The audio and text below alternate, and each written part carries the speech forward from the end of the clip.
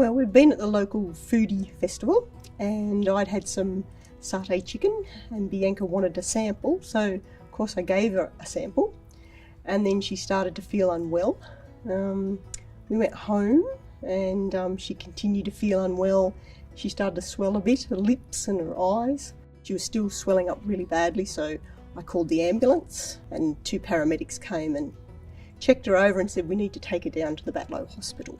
Bianca presented to hospital having an allergic reaction. The nurses were concerned and rang through on the critical care line. Critical Care Advisory Service, Jess speaking. We use the critical care cameras every time a critical care call comes through. We use it initially to assess the patient and then for ongoing observation and monitoring.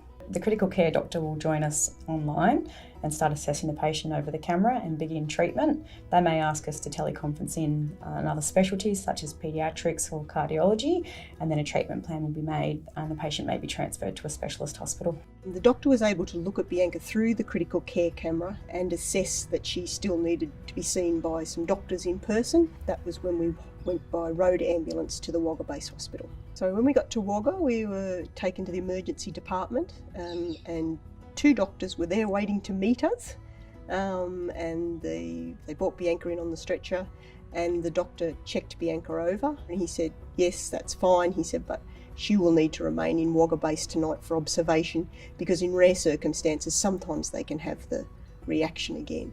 The critical care camera is very important to me as a mother because I have that reassurance that if in the middle of the night I need to bring one of the kids down to the hospital, then I can do that, and I know that there's going to be a medical professional here to see them, and that's made available through that critical care camera. So it's very reassuring here in this small town to have that. Bianca today is a happy, active child who enjoys all the things she did before, swimming and playing with her friends and going to school. So yeah, it's been a very positive outcome. Thank you very much. It was a very frightening night. I was very frightened. I had no idea what was going on. I've never been through anything like that.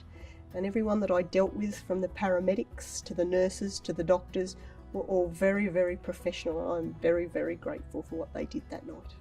I would definitely utilise virtual care again. It felt real, it felt the doctor was there, and yeah, I'm sure for any type of health issues, or if you needed a nurse or a doctor or a mental health professional, I'm sure it would be a great way to do it.